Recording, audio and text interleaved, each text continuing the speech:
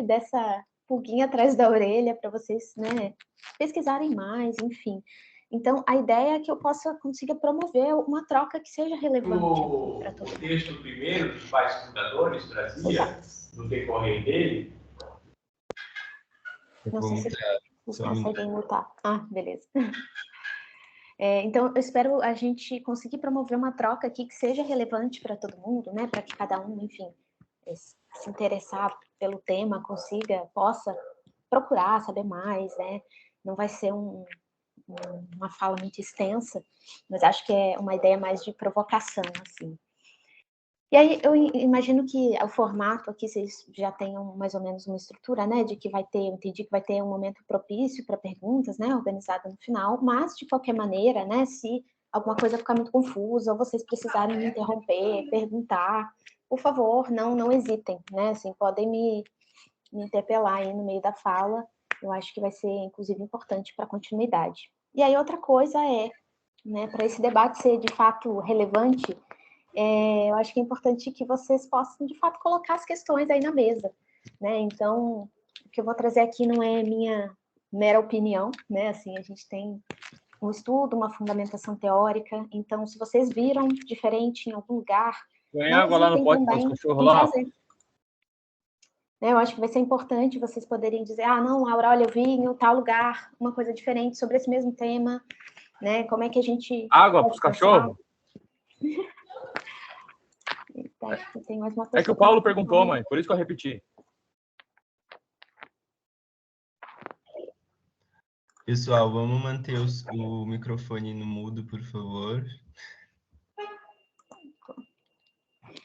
E aí, bom, como a Vitória trouxe, eu sou formada em psicologia, né? Apesar de eu ser psicanalista, eu sou formada em psicologia, então o tema dessa fala de hoje vai ser psicologia e politização. Então ele vai ser um pouco mais amplo, né? Não vou falar aqui do campo psicanalítico especificamente.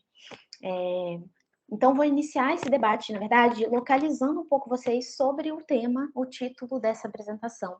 E o que a gente pode discutir a partir disso, né? Ainda que a gente não vá abranger tudo hoje, mas quantas coisas estão ligadas aí a esse tema, psicologia e politização.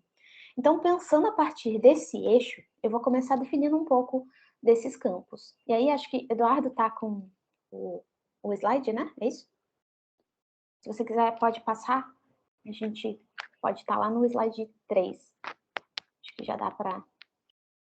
Isso aí. Bom, primeiro eu vou falar um pouco do campo da psicologia. Tem outra pergunta, gente. Todo mundo que está assistindo online ou tem alguém que está presencialmente? Como é que é? Todos online. Tá. Beleza. Então, primeiro eu vou dar uma pincelada aí sobre psicologia para depois a gente entrar na politização. Mas, assim, só para eu dizer, né, que seria até um equívoco, na verdade, a gente usar esse termo no singular, né, já que a gente está falando de um campo tão diversos, né, com raízes epistemológicas tão diferentes, com propostas também tão diversas, tanto de clínica quanto outros espaços aí de trabalho do psicólogo. Então, apesar da gente não abordar aqui hoje especificamente alguma abordagem específica da psicologia ou alguma teoria, né, como eu falei, eu vou tentar trazer aqui alguns questionamentos mais gerais que podem vir a servir para a gente, né, no geral, pensar a nossa prática clínica, né, ou a nossa prática em outros espaços de uma maneira crítica. E aí eu vou voltar nisso mais adiante para a gente pensar as relações com a politização. Então, a politização, vocês já viram aí, né, é bom dizer, ela não é somente, não se restringe a falar sobre política. Né? Esse debate não é politizado, porque não fala sobre política. Isso, na verdade, é um engano, porque é possível a gente falar de política e ainda assim ser despolitizado. Né? Essa é uma referência da Sabrina Fernandes, não sei se vocês conhecem, ela é uma socióloga, e ela tem um livro especificamente sobre politização. E, então, a gente tem uma definição mais formal aí, que eu acho que é importante de trazer para o debate, que traz a politização enquanto meios de possibilitar a consciência de classe. Aí, se você quiser passar, Eduardo, pode passar.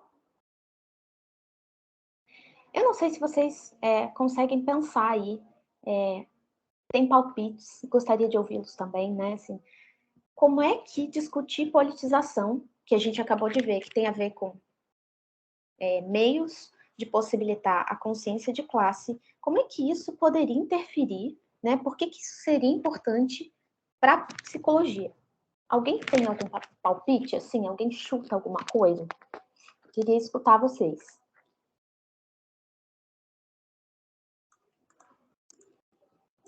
Pode imaginar, gente.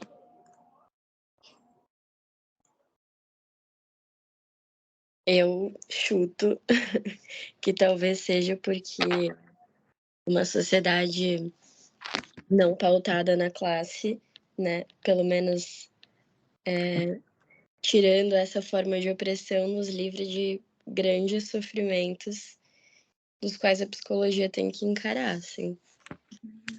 Boa. Boa, Vitória. Você rolou uma bola importante aí. Bom, enfim, consciência de classe, a gente sabe, é um trabalho árduo, não só na psicologia, mas em qualquer campo, né? Por quê? Porque fazer com que a gente... você pode passar, Eduardo.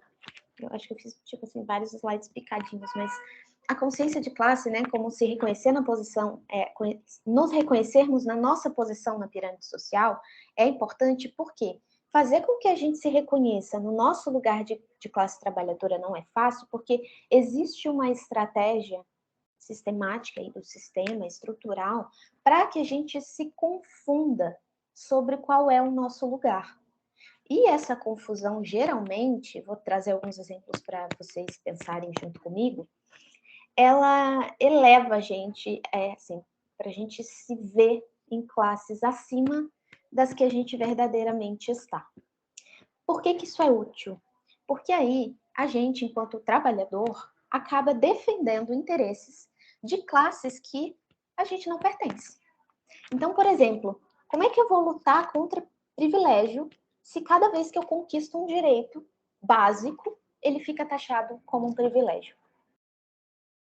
Então, não, eu sou muito privilegiado, eu tenho casa, eu tenho um lugar para dormir, eu tenho estudo. Não sei se vocês já ouviram esse papo, assim.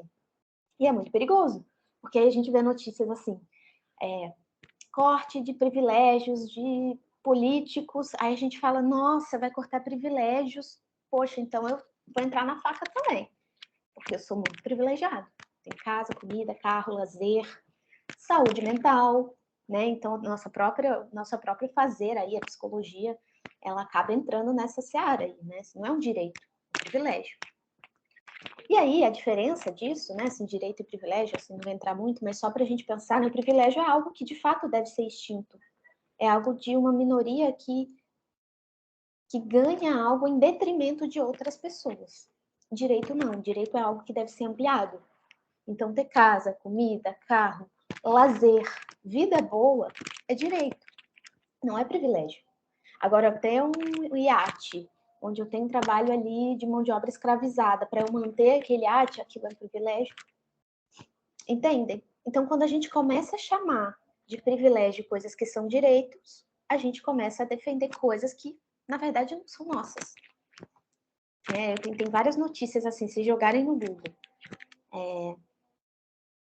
Governo tenta cortar privilégio do 13º dos professores. Aí você fala, caramba, privilégio do 13º. Então, vejam, gente, estou trazendo isso para a gente pensar que existe uma estratégia muito eficaz para a gente se confundir e não se entender na pirâmide social enquanto classe trabalhadora, né? Então, outro exemplo que é muito comum, assim, como é que eu vou aceitar, lutar por uma lei de taxação de grandes fortunas quando eu acho que o meu Civic é uma grande fortuna? Não tem como, né? Assim, a gente tem vários outros fantoches assim, né? Espantalhos aí desse cenário. E aí é bom lembrar também que classe trabalhadora é um termo muito amplo, sim, né? Envolve diferentes faixas de renda, de posições sociais, mas ainda assim tem algo em comum e que deveria, na verdade, nos unir, que é o fato da gente ser explorado, né? A gente depender de vender a nossa força de trabalho, o nosso tempo, para a gente conseguir dinheiro em troca disso. Né, assim, e aí os capitalistas, né, quem são os donos dos meios de produção, não fazem isso. essa é, eu acho que é a divisão de classe mais grosseira que a gente poderia dizer. Então, nesse processo, a gente acaba sendo uma peça aí na maquinaria de enriquecer uma parcela muito ínfima da sociedade, mesmo você que é o seu próprio chefe, né, que aparentemente não trabalha para ninguém. Pode passar, Eduardo. Aí eu trouxe essa frase aqui, então, para a gente pensar que a politização ela é importante para que, nos reconhecendo enquanto classe trabalhadora, a gente consiga lutar coletivamente pelos nossos direitos e também pensar os rumos do nosso campo, de um modo a não reproduzir violências do status quo. Então, vou picar um pouco essa frase aí. Lutar coletivamente por nossos direitos, né, diz respeito aí da gente pensar, né, o psicólogo, por exemplo, quando vai para a clínica, ele entra nessa lógica do mercado, né, que não tem muito como a gente fugir. É uma lógica que engole, que a gente não tem como sair e viver sozinho num sistema, não quero mais fazer parte, não tem como. Então, a gente entra nesse seara aí, nesse campo do trabalho, com muita dificuldade. A gente escuta pessoas que estão recém-formadas, que acham que não conseguem viver da clínica porque faltou esforço, ou porque não tem autoconfiança o bastante, porque, né? Então, esses discursos aí de meritocracia tomam conta. E aí a gente acha que conseguir algo, né, adquirir alguma coisa, algum direito, é uma tarefa solitária. E a gente esquece que a luta coletiva poderia ter e trazer muito mais bônus aí do que a gente ficar pensando sozinho o que eu poderia ter feito.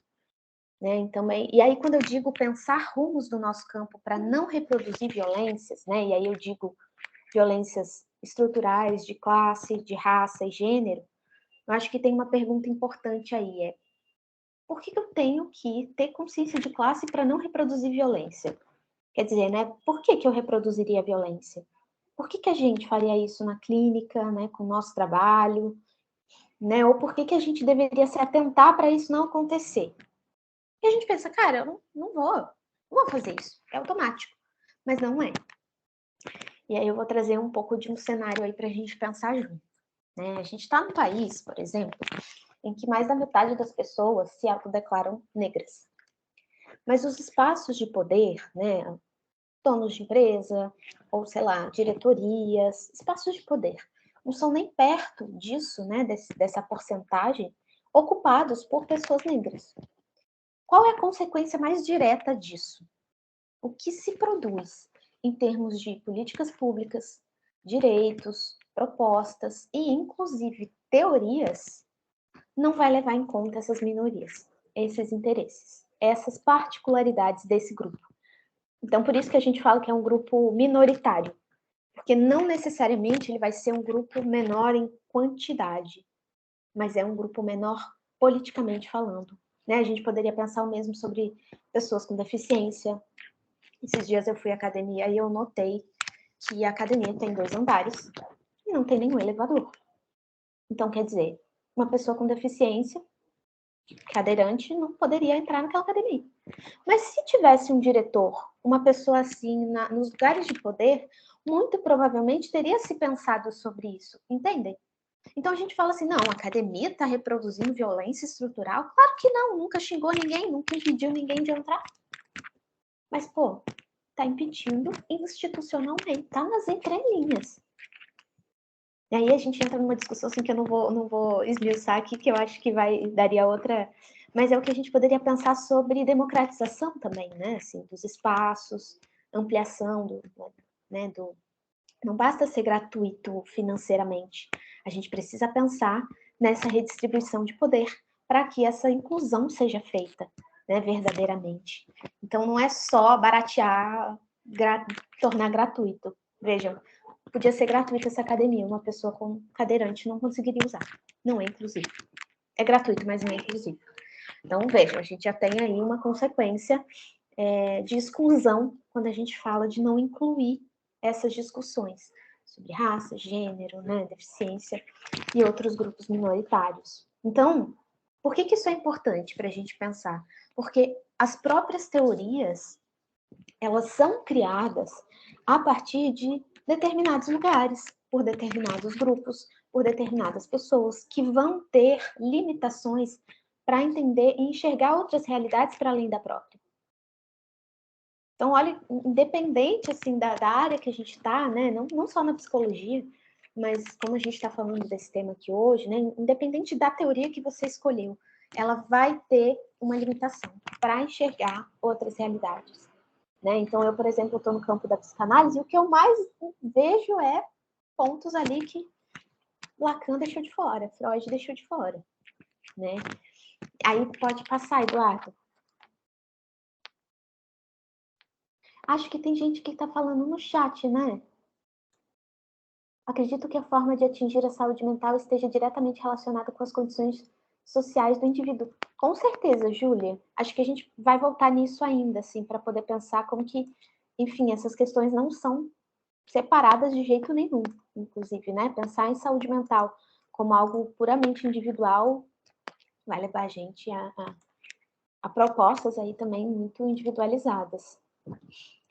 E aí, eu estava falando aí, né, das teorias serem criadas a partir de determinados lugares e por isso reproduzirem violências que são estruturais, né, que a gente chama assim.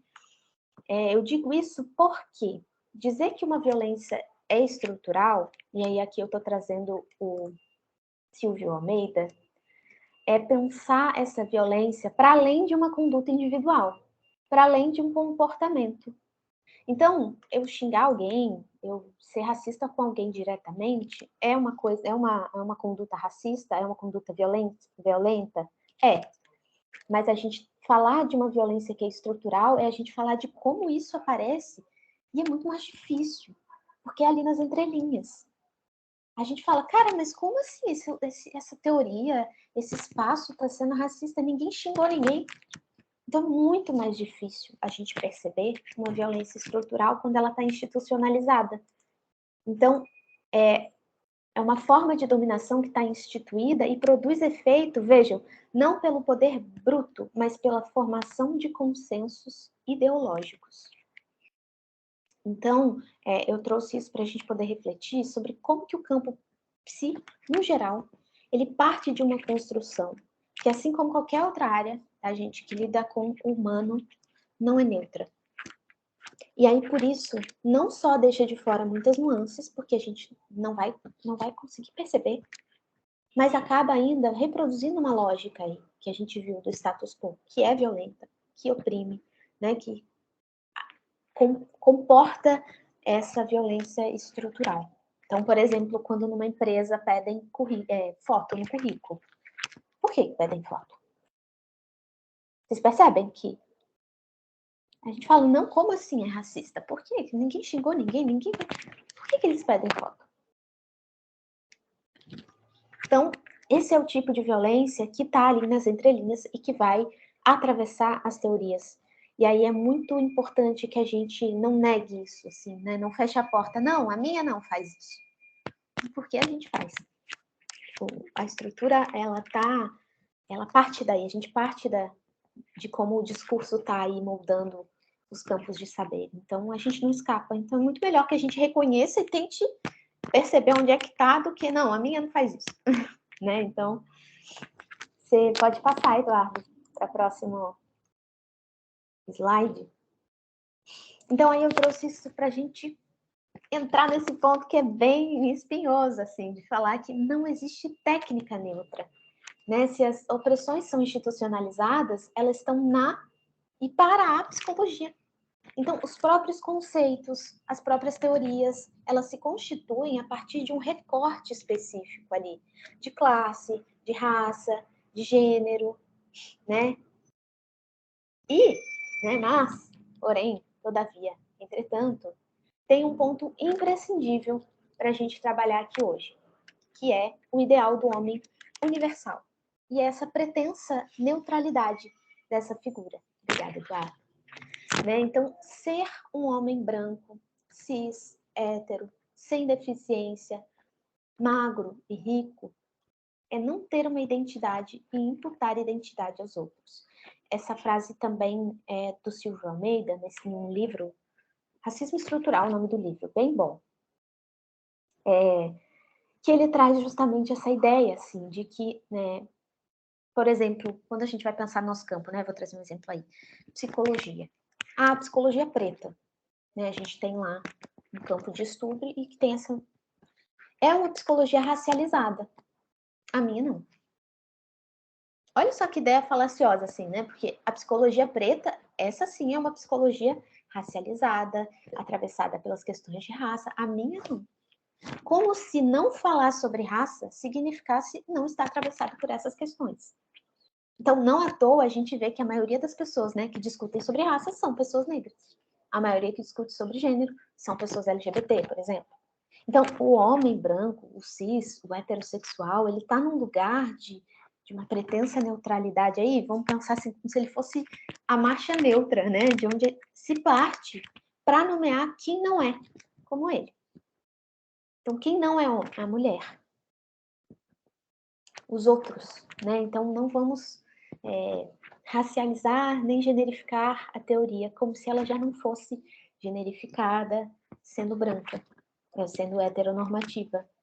Justamente porque ela não abarca essas questões. Entende, gente? Tá fazendo sentido pensar por aí? Me dê um sinal de fumaça, assim, tipo, tá indo? Tá indo, tá fazendo sentido. Pessoal no chat dizendo que sim também. Ah, beleza. Show. Aí, pode passar, Eduardo. Opa. Eduardo? Tá. Então, qual é o interesse aí da gente pensar que a teoria não é neutra, né? Que a técnica não é neutra. Tem um outro exemplo até, vou dar um passo atrás para a gente pensar. Quando a gente fala de técnica, a técnica é neutra. Eu não estou colocando aí meu corpo para jogo, eu estou usando a técnica. A gente, inclusive, quando a gente entra no campo da matemática, isso é uma discussão muito espinhosa, porque no campo da nutrição, por exemplo, tem uma discussão fervorosa atual, que eles estão pensando sobre o conceito de obesidade. Então, algumas pessoas, né, estão lutando aí para que a obesidade não seja taxada, não fique aí no campo do que é uma doença, por si só. Por quê? Como é que é medido? Mas aí, vamos lá, tem os dois campos, né? Tem os dois lados da história. Tem o pessoal que está lutando para que a obesidade não seja considerada uma doença por si só. E tem o pessoal que está lutando para que seja, sim, considerada uma doença, porque, afinal, os números não mentem. Existe uma taxa de não sei o quê e o número do peso da pessoa. A discussão que rola é a seguinte: olha, existem pessoas que estão acima do peso, que têm o IMC acima, mas que estão com os exames normais, que estão com a saúde boa. E existem pessoas que estão com peso considerado normal, aí dentro da norma, mas que estão com a saúde ferrada, colesterol alto, diversos problemas. Então, por que a gente vai considerar a obesidade uma doença e não a taxa de colesterol? Vocês veem como que é diferente? Que aí a gente causa aí um resultado diferente a depender do que a gente nomeia previamente. Então, a discussão é, por que a gente escolheu medir a obesidade através do número do peso, por exemplo, e não do colesterol? Que aí é uma pessoa que pesa menos, mas tem um colesterol alto, poderia ser incluída no campo de comorbidade. Enfim, não só do campo da nutrição, mas estava acompanhando isso porque eu acho que é importante da gente pensar que essa norma que regula o nosso campo, que nomeia o que é saúde, o que é doença, ela não está dada. Ela não vem pronta. Isso parte de uma discussão do campo. E, mais uma vez, se a gente não se entende enquanto um campo, a gente não discute isso coletivamente. Então, não sei se já viram, inclusive, né, isso aí para a gente pensar que não existe uma neutralidade da teoria, a técnica não é neutra. Em algum momento da história, gente, tivemos uma ciência biológica que sustentou o racismo. Que mediu com números, por exemplo, que o IMC das pessoas negras era menor do que das pessoas brancas. E isso significava que, e aí tinha várias implicações. Então, percebem, existe uma não neutralidade na própria técnica, ainda que ela esteja fundamentada em uma coisa que parece neutra, né? Números. Pô, são números, números não mentem. Mas por que a gente escolheu medir com números? Isso já parte de uma escolha aí do observador, de onde é que ele está na posição social, tudo isso. Então, deixa eu ver. Pois é, não existe neutralidade, não só porque, por exemplo, a pessoa do psicólogo deixa escapar alguma coisa de pessoal ali, algum valor moral durante a sessão, e a gente não sou neutro porque deixei escapar, mas porque a própria técnica, a própria teoria, ela não é neutra. Ela institui normas sempre em uma direção ou em outra. Isso não tem como a gente escapar.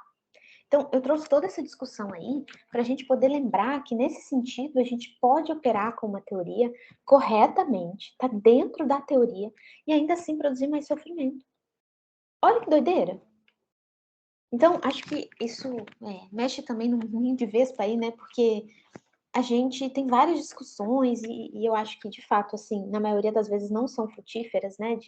É teoria melhor, teoria pior. E acho que não se trata disso, assim, da gente apontar como uma ofensa pessoal. Mas é importante que a gente coloque para um campo de disputa.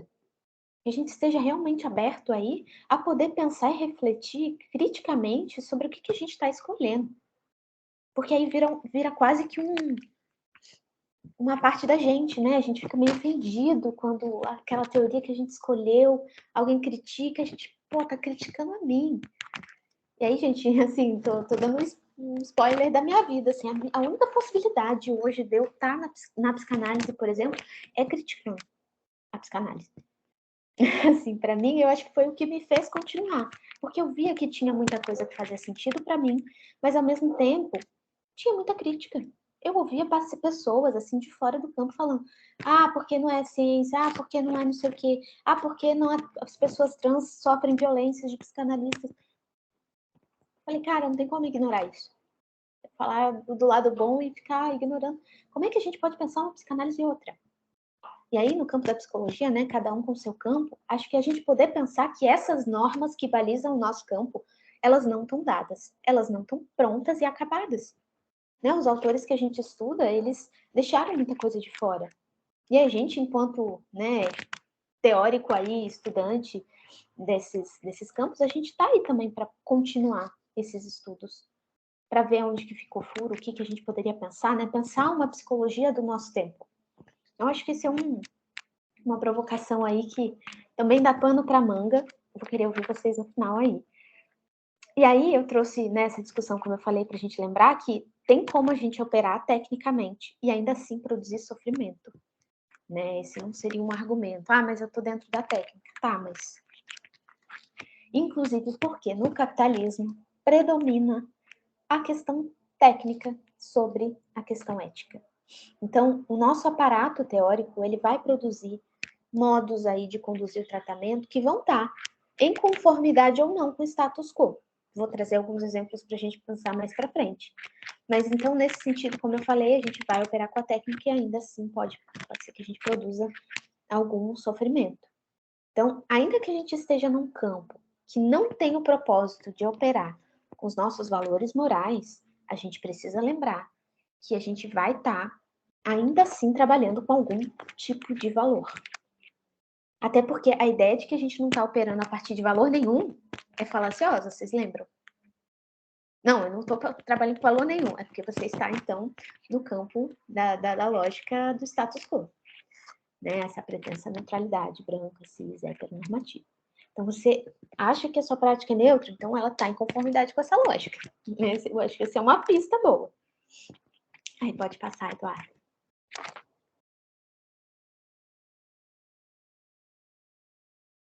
E aí eu acho que essa é uma pergunta boa, assim, que talvez a gente pudesse talvez ser mais interessante de colocar, seria essa.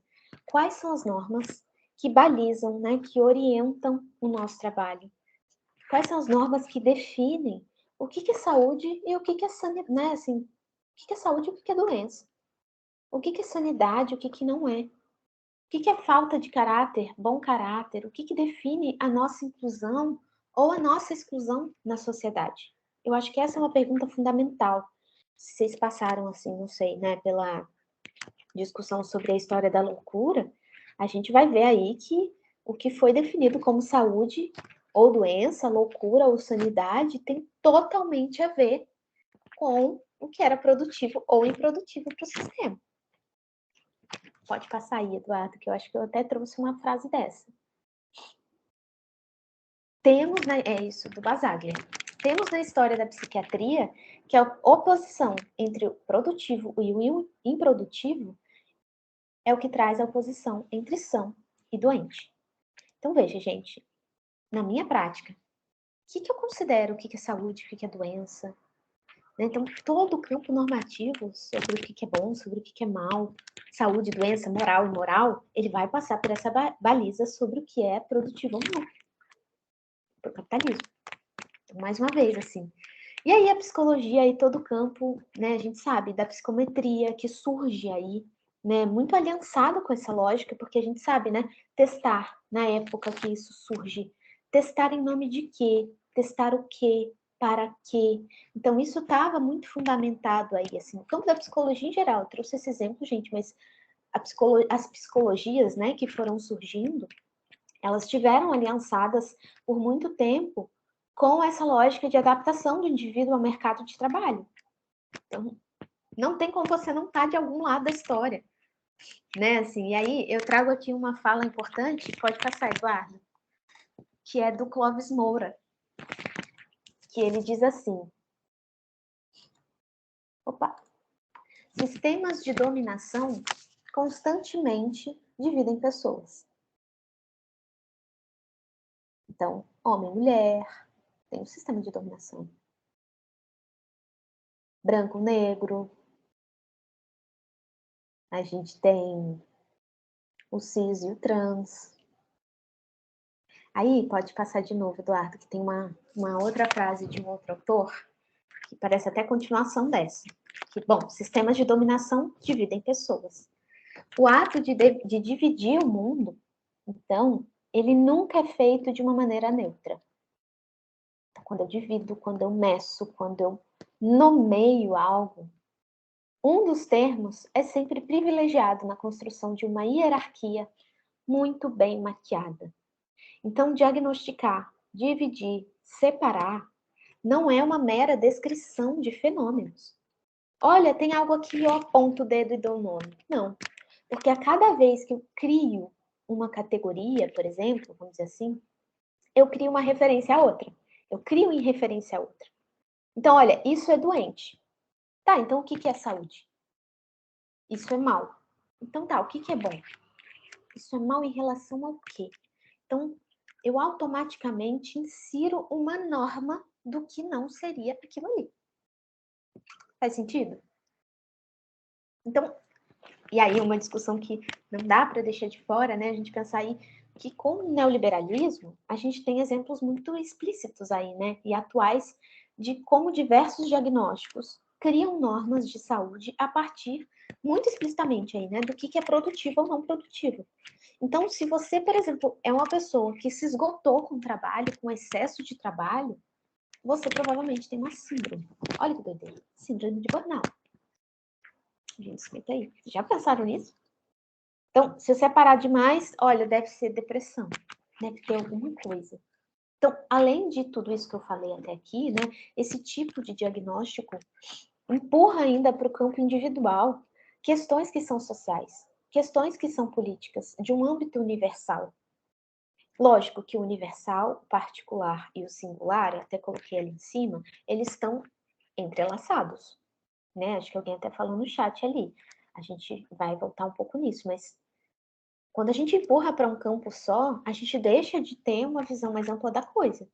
E aí, por exemplo, nesse caso, não é o seu trabalho que é, né, que é ruim, que tem condições péssimas, que não oferece condições de direito básico. É você que não aguenta o tranco. É você que teve uma síntoma, você que não sustentou o negócio. A gente empurra para esse campo individual. É ciclano que não tem força, fé, foco, né? A gente escuta Beltrano que não consegue se concentrar. E aí, claro, a solução também vai ser individual.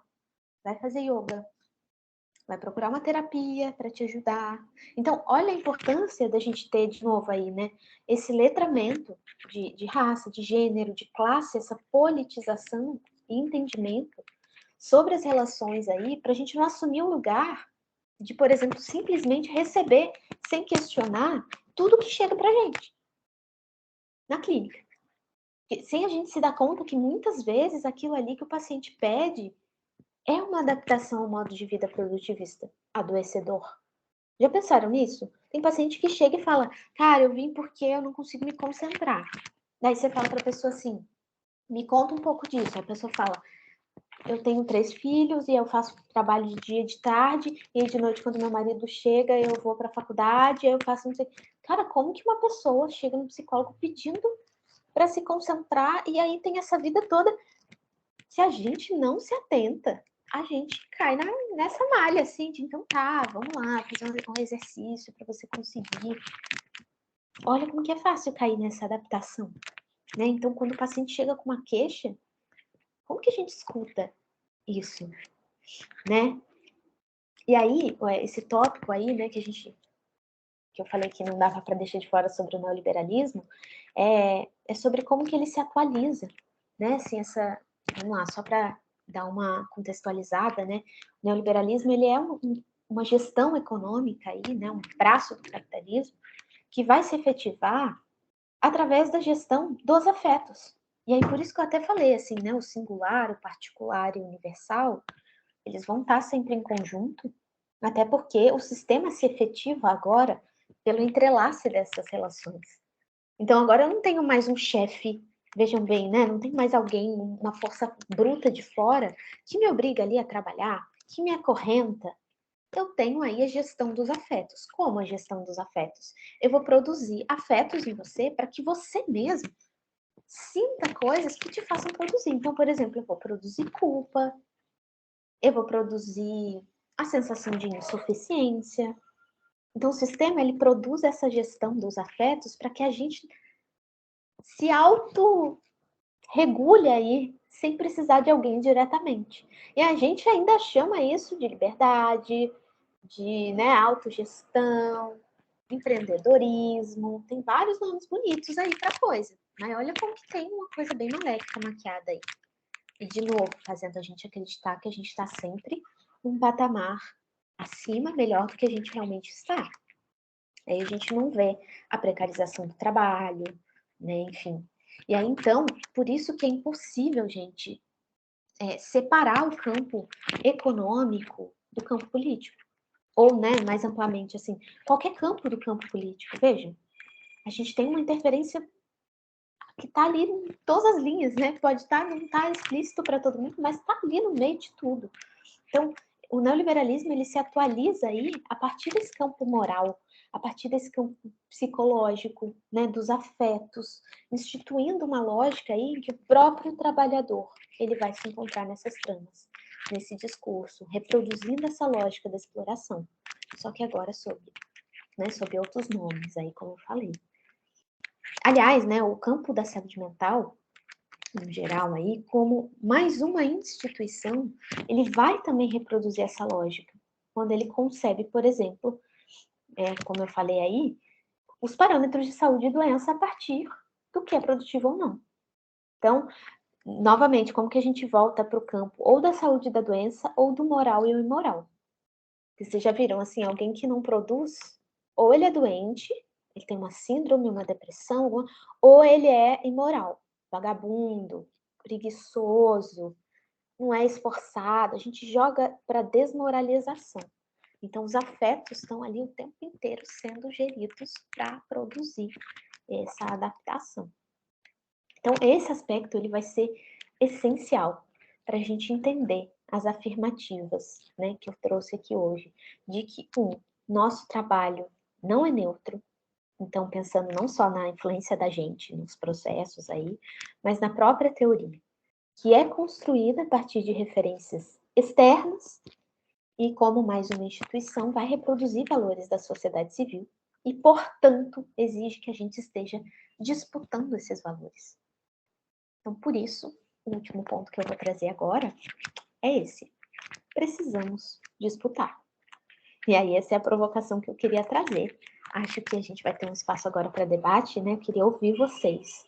Também queria me localizar um pouco, assim, que eu não perguntei no início, mas sobre quem são vocês, assim, vocês estão em qual período, né? A maioria aqui é do mesmo lugar, como é que é isso? Mas já vi que tem coisa no chat também, mas eu vou dar uma respirada aqui para vocês me falarem aí. Mas é isso, obrigada, gente, pela escuta. Se você quiser tirar, Eduardo, os slides também, para o pessoal não ficar só com a tela. Mas se precisar voltar também, acho que de boa. Ah, tem outro detalhe, eu coloquei essas referências, né? Assim, depois eu acho que a Vitória pode compartilhar com vocês. Eu coloquei alguns pontos, né, para quem tiver interesse em continuar. Mas é isso, gente. Muito obrigada pela escuta. Queria ouvir vocês também. Alguém quer falar? Eu e o Eduardo, a gente é do 9º período. Estamos na reta final, quase se formando. Não sei se o pessoal quer compartilhar de quais períodos são. Eu acho que tem um pouco de cada fase do curso. E Laura, tu quer que eu leia as mensagens do chat também para as pessoas que comentaram não ficarem despercebidas? Não, eu tô vendo aqui agora, né, que tinha até desde 10h30 tinha gente falando, gente, eu não vi, não fez barulho nem nada, mas vamos voltar sim, acho que é importante. Acho que a partir da... Aí a Júlia, a gente tinha lido a forma de atingir essa... Milena falou que é do 3º período, Anne falou que é do 6º, Luísa falou que é do 1º. Olha! Ano, que legal. Nossa, muita gente do 1º. Que bom ter essa conversa já no começo do curso, né? Corajosos! Bom dia, gente. Bom dia. Eu sou a Jaqueline, eu estou no 3º período do curso de Direito. Então, eu estou precisando muito do psicólogo sempre, né? E, na verdade, eu me trato há 15 anos. E eu vim aqui hoje porque eu acho que todos devemos e temos que cuidar da nossa saúde mental, sabe? Independente de profissão, de curso que queremos seguir. Eu acho que o primeiro passo é a nossa saúde, né, mental. Eu tive muitos episódios de tentativas de suicídio, inúmeros horrores que vocês são acostumados a lidar e a ajudar pessoas todos os dias, eu acredito. E eu vim aqui parabenizar vocês por esse evento maravilhoso que eu, usuária de CAPS, né, então é muito importante para que nós possamos aprender um pouco como funciona aqui dentro, como funciona aqui, e a junção dos dois a gente às vezes não consegue botar para fora sem um grito, sem se morder.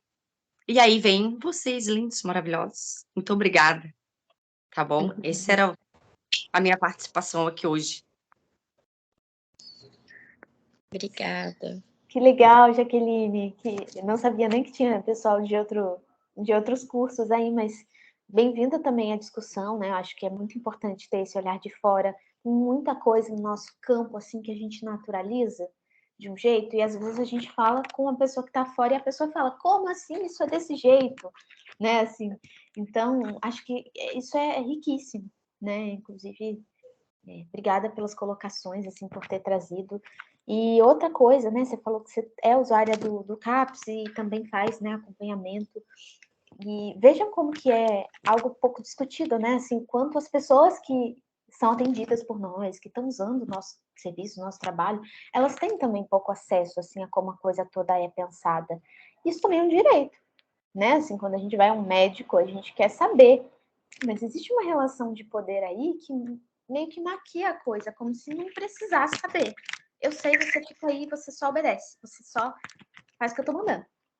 Então, é outro ponto aí também, né? Quando o paciente pergunta, tá, mas como é que você vai me ajudar? Eu vou vir aqui, eu vou ficar falando e você vai me ajudar fazendo o quê? Só escutando? Ou, né, quando as pessoas falam, qual a diferença, então, de eu falar com a cabeleireira? Ah, não é igual. Por que não é igual? A gente sabe responder essas perguntas, né? Assim, gente, por favor, não se apavorem, tá, gente? Quem vocês que estão aí, não é que, eu tenho que saber responder isso. Mas eu tô trazendo isso para a gente poder pensar, assim, qual é a direção, de novo, assim, qual é a norma que a gente está se balizando quando a gente fala que a gente está querendo reduzir o sofrimento. Eu quero reduzir o sofrimento fazendo o quê? Promovendo responsabilização do paciente sobre aquilo que faz ele sofrer? Já pensaram nisso? E aí eu tô falando assim um pouco do meu campo, né, da psicanálise. A gente tem algumas teorias aí, tem que se responsabilizar pelo acaso, o sujeito tem que se responsabilizar pelo seu sintoma. E aí eu fico pensando, gente, será que isso realmente reduz o sofrimento ou aumenta ainda mais? Então, acho que esse debate aí, quando a gente tem alguém de fora que possa questionar a gente, é riquíssimo. Sabe o que eu fico pensando? Para além disso, assim, quando ela me fala que também um pouco do que a Jaqueline trouxe, assim, de às vezes dá vontade de gritar, às vezes a única maneira de conseguir lidar com isso. E a gente percebe que tá doente, se percebe doente, os outros nos percebem doente, a gente espera para procurar ajuda quando não consegue mais produzir, né? Essa é a regra da insanidade ou da doença. Ou, por exemplo, quando uma criança está sofrendo, está em sofrimento psíquico, mas os pais esperam ou deixam para levar essa criança a um psicólogo, né, a um médico, ou quem quer que seja, quando ela não está se adaptando na escola, quando as notas caem, quando a produção escolar dela cai. Então, a regra entre o que é normal, o que é saudável e o que não é justamente a produção, né? E como, enquanto psicólogos ou futuros psicólogos, a gente tem que lutar contra isso, assim, porque muitas vezes o sofrimento ele já se expressa ou se expressa mesmo que a produção continue, mesmo que a pessoa continue sendo produtiva. E aí a gente espera, por exemplo, para chegar num nível de burnout, de esgotamento total da pessoa, né? Algo que muitas vezes poderia ser cuidado e olhado antes de isso ter acontecido, assim. Enfim, só um pensamento. Então, eu acho que é complexo e você tocou em pontos fundamentais aí para a gente poder, de novo, retomar esse debate, pensando que se a gente não faz essa leitura entrelaçada do universal com o particular e o singular aí, né, a gente não consegue ir muito longe. A gente para naquele individualismo também, de ver o que está acontecendo com você e a gente exclui o mundo afora. Então, né, assim... A Luísa comentou que o seguinte: fiz atendimento psiquiátrico pelo desespero de querer um diagnóstico, mas é na terapia que de fato consigo encontrar aquilo que preciso para entender o que acontece dentro de mim. Luísa, vou trazer esse debate aí que eu acho que é muito importante. Eu falei aqui, né, do diagnóstico desse papel, assim, quando a gente nomeia um negócio, a gente está nomeando outro ao mesmo tempo, mesmo que a gente não fale dele. E quando a gente fala isso é doença, então, pera, o que é saúde? E aí o diagnóstico é um ponto paradoxal aí, porque ao mesmo tempo em que ele marca a norma, né, assim, ó, bom, isso aqui está fora da norma, então tem alguma norma aí que você não está cumprindo, nomear alguma coisa também tem esse poder performativo de que quando, por exemplo, quando eu falo assim, Plutão é planeta, e eu falo, não, Plutão não é mais planeta. Isso não tem um efeito performativo no planeta. Ele não para de girar do jeito que ele estava girando antes, porque eu falei que ele não é mais planeta. Só que quando eu falo para uma pessoa, você tem TDAH ou você tem depressão, isso muda a maneira como a pessoa vivencia aquilo que ela vivenciava antes. De novo, porque a gente está num campo humano, um campo normativo. Então, tem esse efeito paradoxal de nomear, né, do diagnóstico, porque ao mesmo tempo, quando a gente nomeia, a gente consegue pensar em meios da gente tratar. A gente consegue dar um lugar para aquilo. Então, olha a delicadeza disso que a gente está falando. Ao mesmo tempo, a gente tem um excesso de diagnósticos, só que ao mesmo tempo eles são importantes em alguma medida. Só que pensem bem, se eu tenho alguém lá que está sofrendo e eu falo assim, isso é seu trabalho que é uma merda, desculpa, gente, seu trabalho que é uma desgrama. E eu falo, não, isso aí é depressão. A forma como eu nomeio, ela vai me dar a direção de como eu vou tratar. Se eu falo que é o trabalho que é muito ruim, pô, então, sei lá, você precisaria lutar por melhores direitos, vai para o sindicato, junto com as pessoas, tentem fazer uma condição melhor para você trabalhar. Agora, se eu falo, você está em depressão, talvez um remédio vai te ajudar. Então, olha como, de novo, o diagnóstico ele entra num lugar muito paradoxal, porque ao mesmo tempo que ele é importante e ele dá direções de como a gente vai tratar a coisa, ele também pode deixar a gente em cubículos, assim, né, assim, de sinucas de bico aí. Então, acho que esse é um ponto também muito importante da gente escutar, né? O quanto que o diagnóstico, para muitas pessoas, ele vai aplacar aquele sofrimento da coisa não ter nome. E logo, se não tem nome, não tem tratamento. A Patrícia colocou, né? O diagnóstico também serve ao sistema, sim, serve. E é esse efeito paradoxal, serve ao sistema e às vezes serve a gente, para a gente conseguir se tratar dentro desse sistema. Porque olha o engodo que a gente está enlaçado, né? Assim, a gente não consegue sair do sistema que a gente está para fazer a coisa acontecer. Então, dentro desse sistema, quais são as ferramentas que eu consigo usar que vão ser do próprio sistema para que a coisa não seja tão sofrida assim? Bem isso. A Milena colocou: eu percebo que meus colegas mais abastados geralmente escolhem fazer psicologia por terem vivenciado algum evento traumático pessoal.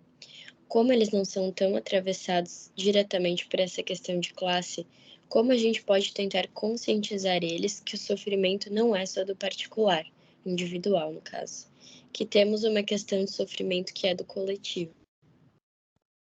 Essa pergunta é... Não, e difícil, assim, viu, Milena? É difícil a gente conscientizar, né? Eu acho que essa é a maior dificuldade da gente politizar o Brasil, assim, porque quem tá uma classe um pouquinho melhor, e a gente ainda tá falando de classe trabalhadora, né? Porque a gente tá falando de pessoas que têm que vender sua força de trabalho, que muitas vezes ralam, trabalham de segunda a sábado, para ter uma condição um pouco melhor. Mas aí, por ter essa condição um pouco melhor, é muito difícil que elas possam vir a enxergar essas nuances, essas diferenças, por esse lugar mesmo. E aí, enfim, tem toda a questão, assim, né? É muito mais, bom, tô aqui, eu tenho meu carro, eu já tenho meus direitos praticamente garantidos. O que eu tenho com isso? É como se aquilo realmente, não tem nada com isso. Né? Então, é muito difícil, assim, a gente poder... E aí, você falou isso, né? Assim, como que a coisa, nesse discurso, ela acaba sendo individualizada. Eu lembrei de uma discussão interessante que é da psicologia social, que eu não sei se vocês já viram, né? Mas quando um jovem comete algum tipo de crime, alguma infração, e ele é de uma classe mais abastada, eles falam assim: ah, o jovem, ele tinha depressão, estava há tempos no seu quarto. E aí eles falam, eles individualizam esse jovem. Agora, quando é um jovem da favela, não é nem um jovem, é um menor. E assim, menor foi pego fazendo tal coisa. A coisa é levada para o âmbito justamente assim, de forma, não tem indivíduo ali. Não entra em jogo o nome do cara, né? Tanto que os casos são, não, caso Pedro. E o nome do garoto, ele é pessoalizado na história, porque ele acaba sendo uma vítima do que ele fez, assim. Então, vejam, tem um problema aí muito custoso da gente ultrapassar quando a gente pensa em levar a consciência de classe para quem é da classe trabalhadora e está numa condição um pouco menor. Eu acho que essa é a maior dificuldade, assim, Milena. Assim, não sei te responder a pergunta assim, tem que fazer assim. Mas eu acho que é nessas tentativas, sabe, de furar um pouco a lógica, dessas pessoas poderem ter contato com outras realidades, da gente levar uma pergunta, um questionamento, né, sobre alguma situação e aquilo despertar de alguma maneira uma pulga atrás da orelha que faça essa pessoa poder acordar para a vida, assim, olhar para o lado, né? Então, é muito difícil. Gente, se não responder, né, assim, o que vocês estão perguntando, vocês coloquem aí de novo, que a gente... A Milena falou que... Que bom! Pois é um furinho, assim, espero. Que bom, mas é isso. Vejam, trabalho coletivo. Vocês pensaram juntos, vocês não foram lá, assim, eu sozinho tenho que pensar no modo, então vou ficar aqui falando. é uma organização que partiu de um reconhecimento entre vocês, de que enquanto alunos precisavam de... Olha só como que a coisa vai funcionando aí nas entrelinhas de novo.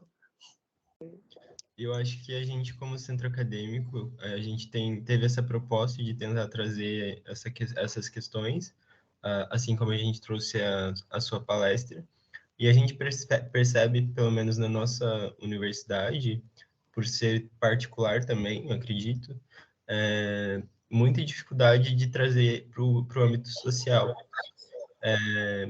Então, a gente acaba, em muitas aulas, em muitos debates, se perdendo na superficialidade das coisas, né? E o desinteresse também dos acadêmicos, talvez por estarem numa universidade particular também, né? Tem essa questão de discutir, debater. Então, a gente tentando esse movimento de trazer debates mais construtivos. Massa, e inclusive eu fiquei curiosa agora para saber como é que vocês, que estão dentro dessa lógica aí que vocês falaram, né? Uma universidade que é particular, né? Tem toda essa lógica de funcionamento. Como é que vocês pensaram aí de trazer algo que está de fora? Por que vocês enxergaram? Acho que até para o pessoal saber também, assim, e aí, o que levou vocês a pensarem que seria necessário pensar alguma outra coisa? Eu não sei se o Eduardo quer comentar. Não, pode falar. A nossa universidade, ela é particular, mas ela entra no que se chama universidade comunitária, assim. Então, em primeiro lugar, tem muita gente que é bolsista, né? Acho que a grande maioria do nosso curso é bolsista. Trabalhadores, a maioria trabalha o dia inteiro ou meio período para conseguir ajudar, né, a bancar a faculdade e tal. Então, tem muita gente aí que batalha mesmo para fazer essa faculdade. E nos nossos estágios, a gente atende a comunidade. Então, os nossos pacientes são pessoas da comunidade. E aí você entra, quando começa a conversar sobre atendimentos, escuta aqui, escuta ali, troca ideia, você começa a perceber que muitas vezes a teoria que o professor está passando lá no slide, os livros que a gente lê, eles não tratam das temáticas que aparecem na clínica. Então, são pessoas em sofrimento pelas violências do cotidiano, pelo emprego, pela falta do emprego, por questões de abuso, coisas que raça aparece muito na clínica raça. Então, são questões que os livros que os professores trazem, a fala deles não contempla, sabe? Então, muitas vezes a gente chega na clínica e é despreparado para ouvir o tipo de sofrimento que a gente encontra naquele espaço. E aí a gente tenta trazer tal técnica, tal visão de tal autor lá dos Estados Unidos, lá da Europa, que não tem nada que ver com a nossa realidade de capitalismo periférico, e não consegue lidar, ou simplesmente vai tentar aplicar uma técnica, uma teoria, só que muitas vezes vai ser inefetiva, sabe? Que não vai estar de acordo com a nossa realidade.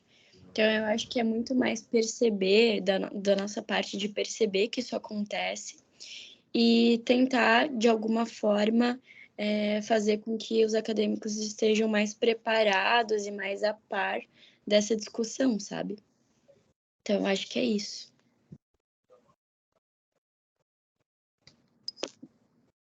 Não, achei muito boa a sua fala. E aí, Vitória, eu acho que eu pensei em algumas coisas aqui que respondem um pouco a Milena, de novo, né? Quando ela faz assim, como é que a gente pode pensar? Deixei de fora um ponto muito, muito importante que eu ia retomar, mas acho que cabe aí, juntando o que você falou, o que a Milena trouxe e também o que eu vi que a Sara falou lá em cima, eu estava voltando aqui, que é sobre essa ideia do homem universal aparecer também nos jogos, né? Ela fala como que é o padrão dos personagens, né? É sempre um homem branco, é sempre um homem cis, é sempre um homem hétero, na maioria das vezes. Então, o que é interessante da gente pensar aí? Vocês só estão tendo contato, vocês só estão estranhando esse status quo porque vocês tiveram contato de alguma maneira com alguma coisa estranha a isso, que não coube aí. Só que como a gente vai ter contato com alguma coisa que não coube aí? se a gente está sempre, né, com o mesmo... Então, ter esse contato, e aí eu digo contato não só ter contato com as pessoas, mas por isso a importância aí, e aí eu acho que pega um pouco do que a Sara trouxe, do que a gente chama de representatividade. Redistribuição de poder. Então, não só a representatividade de colocar lá uma pessoa negra para falar no meio de vários... Não, mas a gente redistribuir poder, a gente incluir pessoas negras, pessoas trans, incluir essa diversidade para que o pensamento ele fique mais amplo nesse sentido, para que ele considere essas particularidades. Então, se as violências são institucionalizadas, a gente precisa, como um contraponto, pensar maneiras de institucionalizar as lutas. Então, como que a gente poderia fazer isso, por exemplo? Pressionando, lutando lá para incluir disciplinas. Olha só, essa é uma maneira aí. Incluir disciplinas obrigatórias que a gente possa fazer uma discussão sobre raça e gênero. Ou sobre a realidade do Brasil, na realidade de classe do Brasil. Vejam.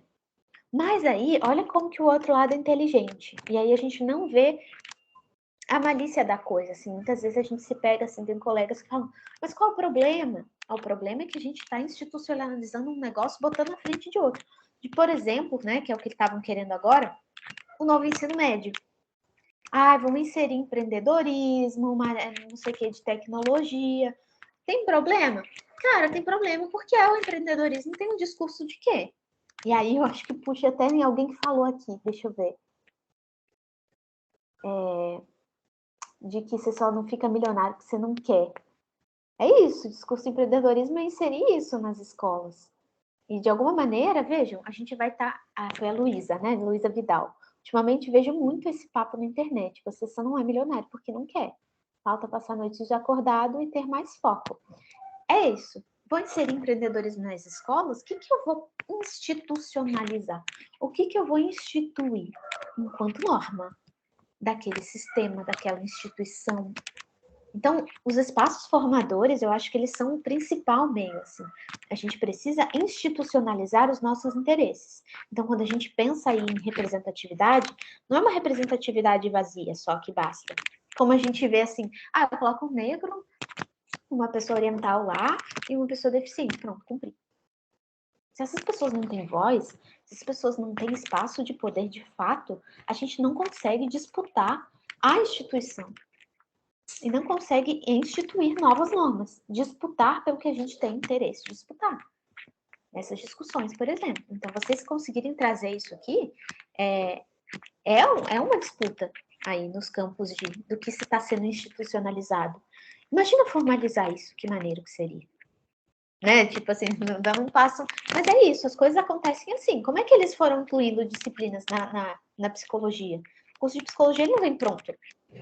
Então, uma bolsa assim, você abre, olha, curso de psicologia é isso. Tanto que cada universidade tem as suas disciplinas. Algumas têm uma ênfase em tanto, outras em outro.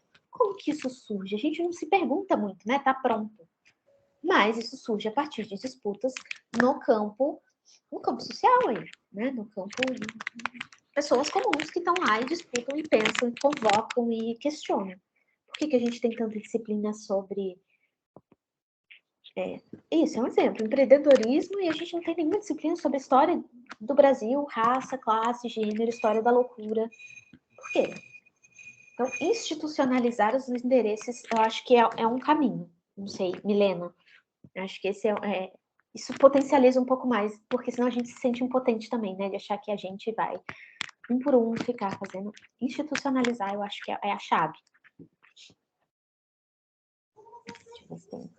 Gente, se quiserem abrir o microfone, né? Eu acho que alguém falou isso também. Fiquem bem à vontade aí. Laura, eu só queria comentar, assim, nessa questão que tu falou das disciplinas, que a galera do nosso curso sabe muito bem que já fazem uns 3 ou 4 anos agora que o nosso curso não tem mais antropologia, mas tem disciplinas como empreendedorismo, né? Então, é bem sintomático da realidade em que a gente vive, assim.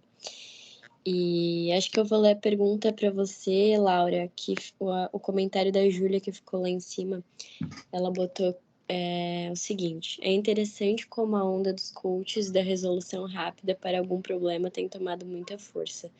muitas vezes usando de discurso neoliberal de culpabilização, meritocracia e de autocobrança. Isso acaba desmerecendo, além do público que busca esse conforto, o profissional que realmente é capacitado para atuar em uma determinada situação. Acho que isso a gente pode comentar até, me vem na cabeça as psicoterapias breves, né? Seu áudio tá desligado. Não, eu tô relendo a última parte, porque eu não tava encontrando, mas foi em outra mensagem, né? Isso.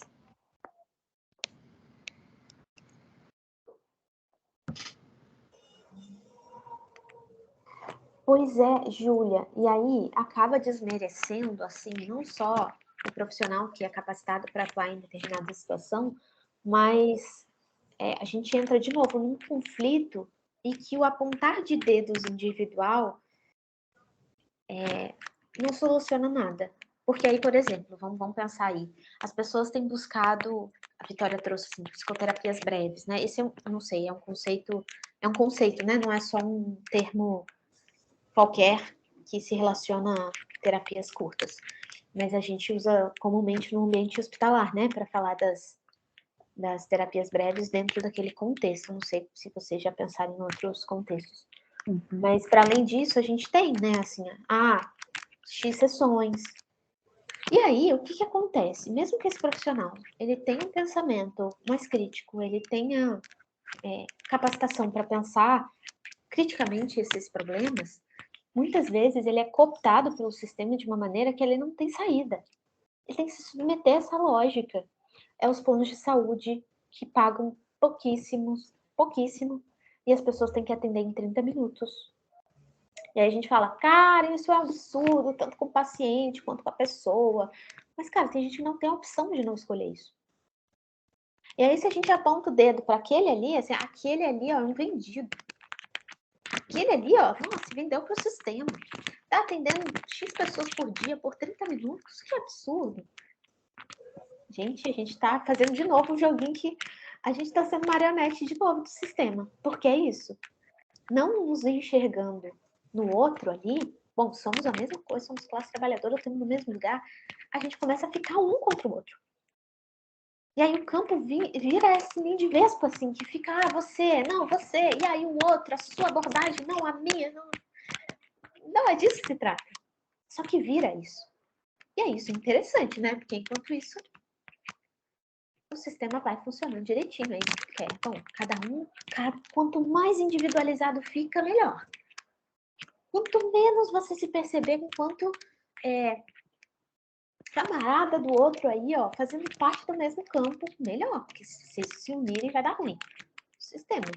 Então é isso, assim, o individualismo desse discurso coach, né, da resolução rápida, ele tem ganhado campo e tem, né, assim, tem muita gente aí que está sendo, de fato, cooptado por esse sistema e que não adianta a gente só apontar o dedo.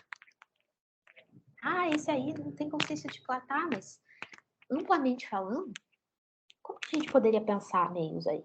Aí eu volto para esse ponto, assim, institucionalizando esses interesses, essas discussões, colocando essas pautas como algo aí que faça parte da formação dos psicólogos.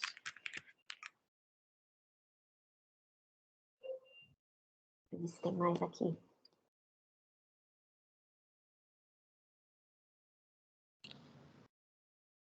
A Júlia perguntou, você acha que o sistema acaba esvaziando algumas lutas sociais? Por exemplo, empresas que durante o ano abafam casos de LGBTfobia e no mês do orgulho utilizam esse discurso para monetizar esse grupo social vulnerável.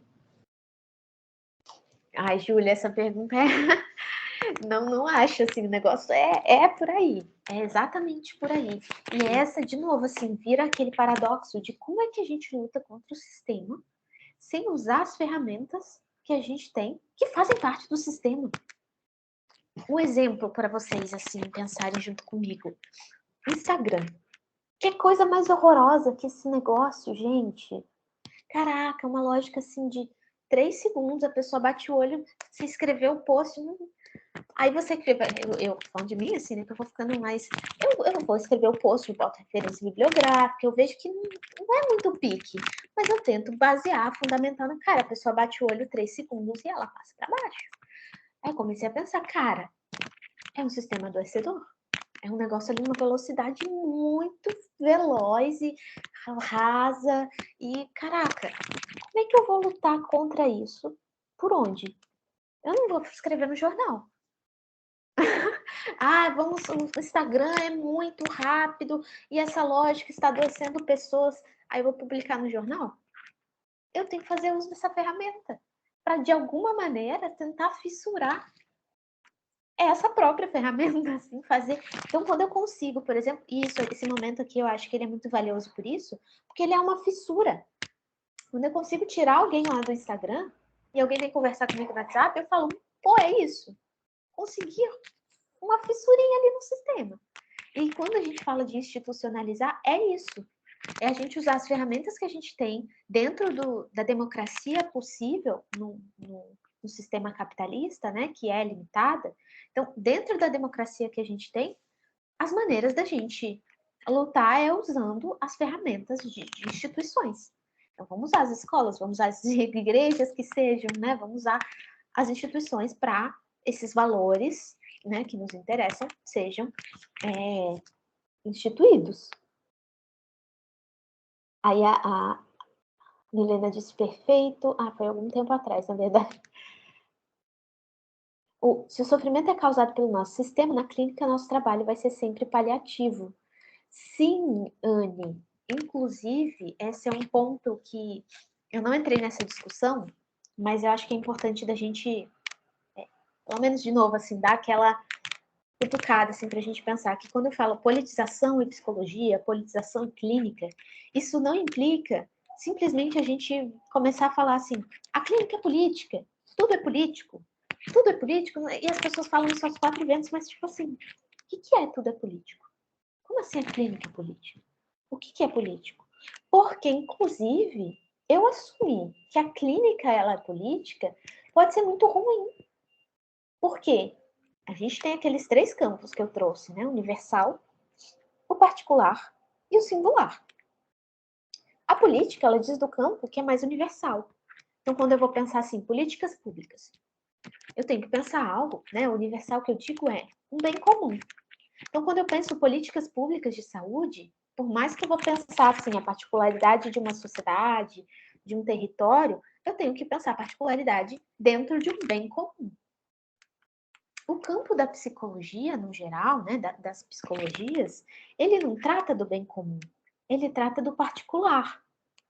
Então, eu não sei como cada paciente vai se arranjar, como cada paciente, né? Por isso que a gente fala e escuta no campo a todo tempo, assim, caso a caso. Não tem como responder, é o caso a caso. É até chato às vezes, né? O que fazer em tal caso quando o paciente fala caso a caso? Por quê? Eu estou dando respostas ali na clínica que são particulares. Para cada paciente eu vou pensar um encaminhamento. Para cada paciente eu vou, olha, isso aqui é o sintoma, esse aqui é o que vem como resposta ao sintoma. É uma resposta particular. Eu não tenho possibilidade de dar uma resposta universal. Então, será que eu estou no campo? Eu posso dizer que a clínica ela é política? Eu diria, né, eu tenho ido mais por aí, de afirmar que a clínica ela é atravessada o tempo inteiro por questões políticas, mas ela não é capaz de dar uma resposta política. Isso não significa que ela seja neutra. Vejam, são 2 coisas diferentes. Neutra ela nunca vai ser. Mas política? Porque se eu falo que ela é política, por exemplo, eu digo assim. Bom, uma pessoa que sofre racismo. Procura análise. Procura terapia. E você vai parar de sofrer com racismo. Aí eu vou falar o quê? Eu vou falar para essa pessoa ter mais autoconfiança? Liga menos para o que os outros falam. Você está se importando muito com a opinião alheia. Gente, eu acabei com o racismo? De jeito nenhum. Para eu acabar com o racismo, eu preciso de uma ação política. Uma ação que pense no campo universal. Então, vocês veem que não é tão simples. Politização e psicologia. Clínica política, tudo é político. Não, calma. Né? Então, ao mesmo tempo que o nosso campo ele pode endossar determinadas posições aí estruturais, isso não significa que a gente consegue mudar a estrutura da coisa a partir de um tratamento individual.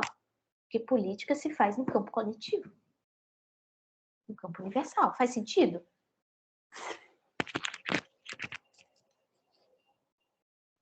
E aí, eu acho que, Anne, né, trazendo isso, o nosso trabalho vai ser, sim, né, você usou essa palavra paliativa, eu diria que é limitado.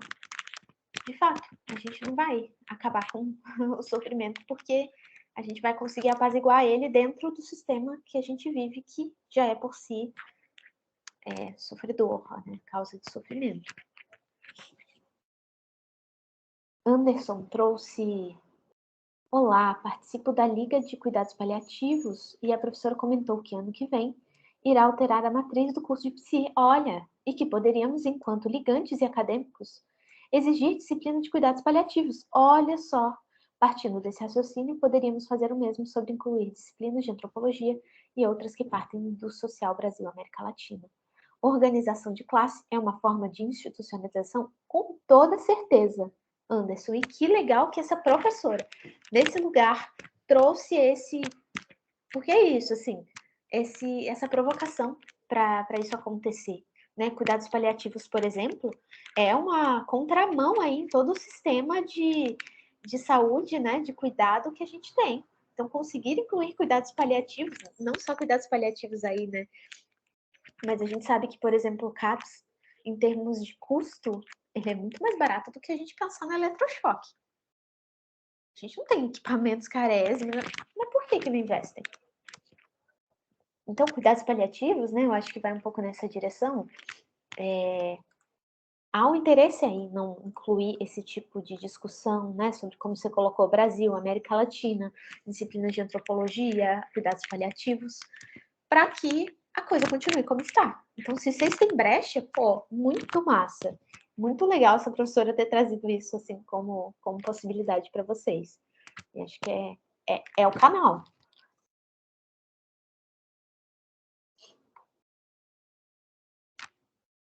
Inclusive, Laura, desculpa, para quem está aí assistindo, né, quase 70 pessoas, é interessante a gente trazer essa pauta para a Assembleia, né, Eduardo? Podemos trazer para discussão. Nas próximas semanas teremos uma Assembleia Geral, então vamos pensando em formas de exigir essas questões, né? A gente vai estruturar um formulário para a gente pensar a próxima matriz. Uhum. E é isso. Importante que surgiram muitos questionamentos que a gente pode levar para frente. Mais alguém quer comentar alguma coisa? Acho que tem mais 2 comentários ainda aqui, ó. Acho que é da Luísa, do Marcelo. Isso. Acho que da Patrícia também, ela disse que ficou surpresa que tem várias pessoas calouras, que ela também é membro do CA e no campus tem bastante dificuldade para engajar as pessoas nessas discussões. Que legal, gente, saber disso. Massa, fiquei animada também de saber que a coisa mexeu aí, né? Deu uma balançada. Ela falou ainda que tem aparecido na nossa clínica bastante violência doméstica, fragilidade social de vários níveis e insegurança alimentar. Sim, realmente, como eu falei, essas são questões que aparecem bastante, assim, na nossa clínica, sabe? Na nossa clínica escola. E ninguém fala sobre isso, assim, ninguém comenta sobre na hora de preparar a gente para atender. E aí a gente se depara e é isso, assim, às vezes nem na supervisão a gente consegue ter respostas efetivas sobre como lidar com isso, assim, acaba meio que sendo sempre uma solução individualizada, sabe? Então, sim. E aí olha o problema, né? Porque, de novo, volto nesse ponto, que as teorias que a gente tem, cada operador teórico que a gente concebe num campo, ele já institui ali uma norma, uma direção de tratamento. E aí, se a gente não pensa uma psicologia, né, como brasileira, latino-americana, que operadores teóricos que a gente tem para trabalhar com a realidade que a gente vive? De novo, instituir a nossa realidade, instituir os nossos interesses, é também instituir aí novas teorias. Mudar operadores teóricos, não sei se isso acontece no campo de vocês, né? Mas pelo menos no campo da psicanálise, a gente tem várias psicanálises aí. Tem a freudiana, tem a lacaniana, tem a... Cada uma ali remexeu em algum ponto. o inconsciente do Freud é diferente do inconsciente de Lacan em algum lugar. Então, vejam, é possível, a gente precisa disputar a institucionalização dos interesses. Né? De novo, aí na teoria também. E aí lidar com essas questões, né? Como a Patrícia trouxe, né? Das dificuldades, eu acho que concretas, materiais aí desses impasses, né? Como que a gente vai tratar a fome no consultório? Me fala mais sobre isso. Como é que você se sente? Gente, não tem cabimento. E aí entra o nosso lugar, assim, enquanto profissional, de também ter uma relação aí com todo o sistema, o aparato aí, né? A rede que a gente fala. A gente entender o que é o RAPS, CAPS, né? Saber o que a gente contata nessas horas. O que eu falo? O que eu faço? Eu falo para essa pessoa ir embora? Sabe? O que eu faço enquanto psicólogo? Então, acho que é fundamental aí, de novo, a gente entender todo o funcionamento do sistema público aí, né?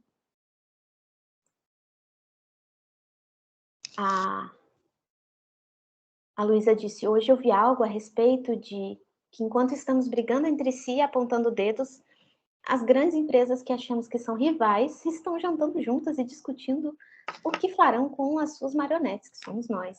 Exatamente, Luiz, é isso. E aí, por isso que é interessante que a picuinha fique aqui embaixo.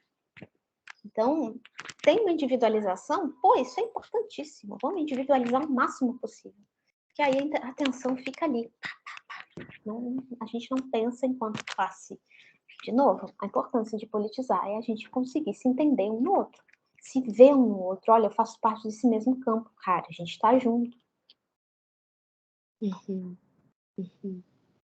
Aí o Marcelo disse, eu acho que quando eu estava falando da psicologia, a gente pensar que a clínica talvez não seja política, mas isso não significa que não seja neutra.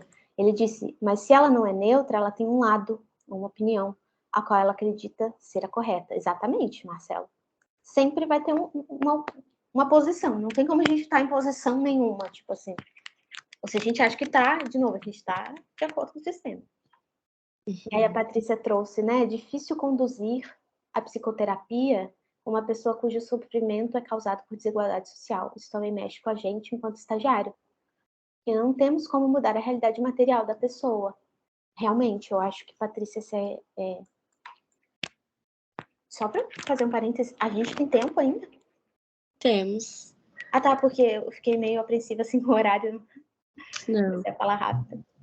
Mas essa dificuldade de conduzir, né, as psicoterapias quando a gente tem fatores aí de desigualdade social, isso mexe com a gente, sim, e eu acho que isso faz a gente pensar também como é que é curioso, né, o fato de alguém... A gente pouco questiona também, né, o fato de que, faltou algo material e a pessoa busca psicoterapia. É lógico, gente, que essa pessoa vai ter um sofrimento mental por conta disso. Mas tem algo aí que está implícito também, que é a maioria das pessoas que estão com alguma falta de recurso material concreto e buscam psicoterapia, isso já demonstra para a gente que tem algo ali implícito que aponta que a falta é dela. Eu preciso buscar, por exemplo, eu preciso buscar terapia porque eu preciso conseguir emprego. O que a gente tem a ver com isso? A gente tem a ver com isso que a pessoa é levada a acreditar que ela não consegue emprego porque lhe falta uma competência pessoal. Então, olha, vai para um psicólogo que talvez você consiga ter mais autoconfiança, uma postura mais não sei o quê, você consiga passar mais não sei o que lá, você consiga se concentrar melhor para estudar, para o próximo concurso. Então, veja como isso já é jogado para um campo assim do, esse problema aí é você, não é a gente não. Não é o sistema, não. É você. Vai procurar um psicólogo aí para você ver esse probleminha. Então, dificuldade duplicada, assim, né? Acho que disso que a Patrícia trouxe, para a gente pensar nessas demandas que chegam para a gente, assim. Por que essas coisas chegam? O que essas pessoas estão esperando, imaginando, contando com em relação a esse espaço, né? Quando a gente pensa nesses fatores. Eu não sei se ficou alguma pergunta para cima, gente. Digam aí também. Não, acho que agora a gente contemplou todas. Mais alguém quer fazer alguma colocação, alguma pergunta?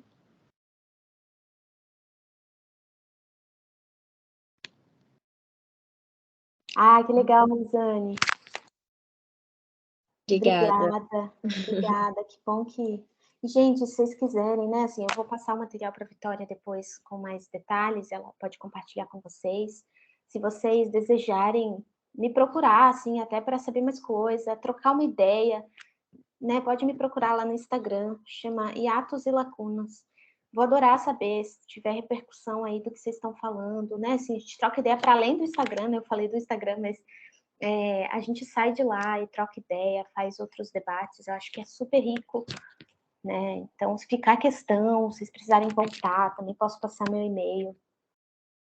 Legal, muito obrigada, Laura. E obrigada a todo mundo que está aí parabenizando, Obrigada. né?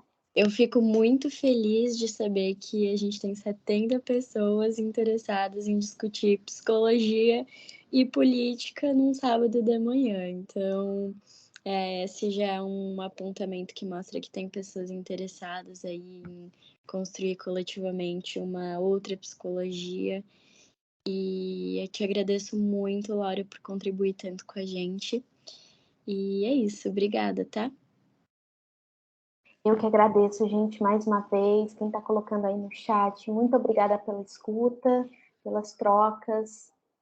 Obrigada, Natália, Anderson, Luísa, Júlia, Maria Eduarda, Carla, Eduardo também, né, e Vitória, que organizaram isso. Parabéns pelo trabalho, pela iniciativa, né? Eu acho que dá um ânimo, assim, ver pessoas que estão aí na...